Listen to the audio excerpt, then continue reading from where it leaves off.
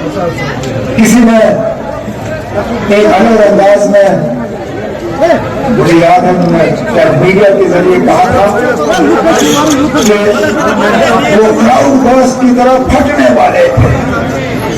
यकीन माने आज मैं भी क्राउड बर्स्ट की तरह फटना चाहता हूं, लेकिन आदत से मजबूर हूं।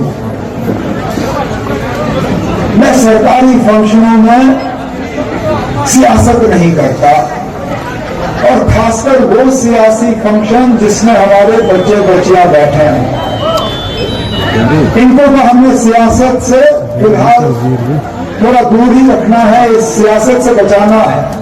आज मैं भी क्राउड बर्स्ट की तरह फटना चाहता हूं, मैं जम के सियासी तकरीर करता हूं, लेकिन आदत से मजबूर हूं। मैं सरकारी फंक्शनों में सियासत नहीं करता। मीडिया के जरिए कहा था कि वो क्राउड बर्स्ट की तरह फटने वाले थे। यकीन माने, और खासकर वो सियासी फंक्शन जिसमें हमारे बच्चे बच्चियां बैठे हैं, इनको तो हमने सियासत से फिलहाल थोड़ा दूर ही रखना है, इस सियासत से बचाना है। और मैं नहीं चाहता हूं कि सियासत की जो ये लड़ाई झगड़ों में मैं इन बच्चों को और बच्चियों को शामिल करूं। इसलिए मैं फारूक शाह साहब से गुजारिश करूं कि आप इस प्रोग्राम का, मैं ये जलसा नहीं मानता हूं, जलसा बकाया है। उस वक्त आप फिर जो मुझे फारूक साहब ने तो इशारा कर क्या खुलेआम काफी बातें की, मैं उन बातों को और आगे ले जाऊंगा। लेकिन आज इस बात का एहसास रखते हुए कि हम यहाँ कॉलेज में बैठे हैं, बच्चे बच्चियां यहाँ पे हैं, कॉलेज की फैकल्टी यहाँ पे है, मैं उन्हीं चीजों पे बात करूं। तो कहीं कॉलेज एक तो, यूनिवर्सिटी बिल्कुल नहीं। नतीजा ये होता था कि जो माँ बाप अपने बच्चों को, बच्चियों को प्राइवेट यूनिवर्सिटी में तालीम दिलवाना चाहते थे, उन्हें उन बच्चों को जम्मू कश्मीर से बाहर भेजना पड़ता था।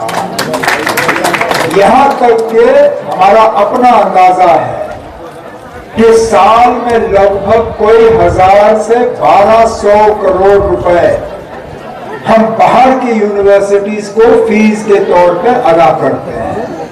1000 से 1200 करोड़, और ये सिर्फ कॉलेज की फीस है। उसके बाद आना जाने का खर्चा, उसके बाद वहां रहने का खर्चा, और माँ बाप के ऊपर टेंशन। कहीं हालात खराब हुए, हमारे बच्चे बीच में फंस जाते हैं। जब वो जम्मू कश्मीर से बाहर, क्या जब मुल्क से बाहर पड़ते हैं, और ज्यादा हमें तकलीफ होती है। कहीं बांग्लादेश में हालात खराब होते हैं, हमें अपने बच्चों को वापस लाना पड़ता है। कहीं ईरान में हालात खराब हो जाते हैं, जंग शुरू हो जाती है, हमें अपने बच्चियों को वापस लाना पड़ता है।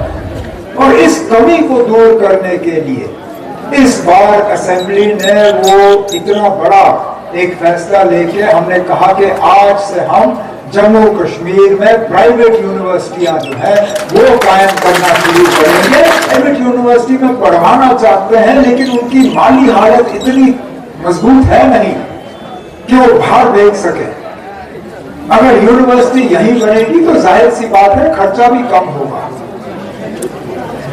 तो मैं उम्मीद करूंगा कि अब बिल तो हमने पास कर लिया है, उसके रूल्स जो है वो भी डिपार्टमेंट की तरफ से तैयार हो रहे हैं। उसके बाद मैं उम्मीद करूंगा कि सकीना यतू साहिबा और उनकी टीम जो है बड़े बड़े शहरों में जाएं और वहां से उन लोगों को जो है दावत दें कि वो जम्मू कश्मीर में आए, और इन खूबसूरत वादियों में मैं कहता हूँ ना, हम शायद ही कोई और शहर हमारा मुकाबला कर सकती है। अब अंदाजा करो, अगर इस डंबर के खूबसूरत वादी में एक अच्छा खासा यूनिवर्सिटी खुला, कौमी सतह पे जो है बच्चे आके यहाँ पे पढ़ना चाहेंगे ना, जो तो पहाड़ पे बर्फ, पहाड़ों पे जंगल, भूल जाता हूँ मुझे कहना क्या। चलिए डिग्री कॉलेज टंगमर्ग में अंदर आके हमने ही लगाया। 2011 में मैं उस वक्त वजीर आला था, हमने इस डिग्री कॉलेज को जो है मंजूरी दी और उसके बाद जो है यहाँ डिग्री कॉलेज लगा। और आज यहाँ के बच्चियों को देख के इनमें जो हौसला है, जो इनमें जो एक जज्बा है आगे बढ़ने का, वो देख के वाकई दिल खुश होता है। अभी तो लगता है कि कुछ अच्छा किया। ये तो कहाँ इनको डिग्री कॉलेज ढूंढने के लिए कहाँ जाना पड़ता था? पटन, बारामूला। और जो ये आपका इंडोर स्पोर्ट्स कॉम्प्लेक्स, मैं मुबारक करता हूँ प्रिंसिपल साहिबा को, फारूक शाह साहब को और सबीना यकीन साहिबा को। मैंने बहुत कम ऐसे इंडोर स्पोर्ट्स कॉम्प्लेक्स देखे। मैं खुद थोड़ा, वो अंग्रेजी में उसको जेलस कहते हैं, मुझे थोड़ी जलन हुई। मैंने मतलब अपने इलाके में जहाँ से मैं इलेक्शन लड़के आया हूँ, मैंने वहां ऐसा ये इंडोर स्पोर्ट्स हॉल नहीं देखा है। अब मैं इसकी नकल करूंगा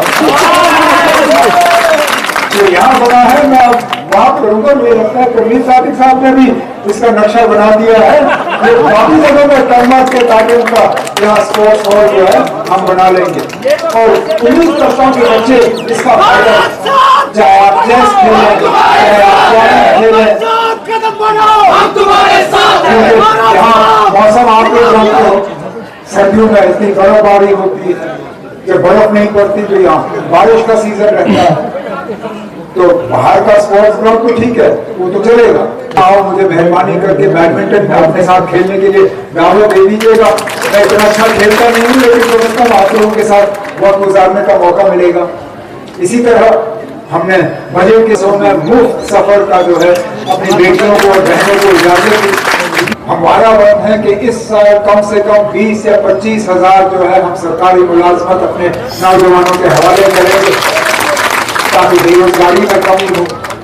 लेकिन उसके साथ साथ यहाँ पे वो लोग हैं, वो नौजवान बैठे हैं जो अपना कुछ खोलना चाहेंगे, जो अपना छोटा मोटा कारखाना लगाना चाहेंगे, अपनी दुकान लगाना चाहेंगे, अपना एटीवी चलाना चाहेंगे, एटीवी का सर्विस स्टेशन लगाना चाहेंगे। इनके लिए हमने मिशन युवा के तहत एक नया प्रोग्राम इनके सामने रखा ताकि ये अपना कोई कारोबार खोले जिसमें कि इनको लोन मिलना जो है मुश्किल नहीं होगा।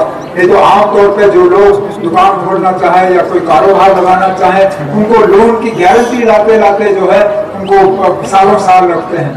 अब हम चाहे उसमें कोई गारंटी की जरूरत नहीं होगी, गारंटर हम होंगे हुकूमत की तरफ से ताकि आप लोगों के लिए लोन लेना आसान हो।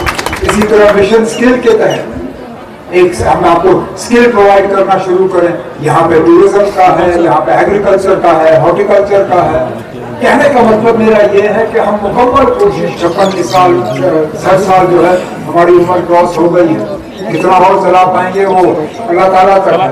लेकिन कभी ना कभी जिम्मेदारी आप लोगों के हाथ में आ जाएगी और हमारी कोशिश है कि हम आपको इस जिम्मेदारी के लिए हम आपको तैयार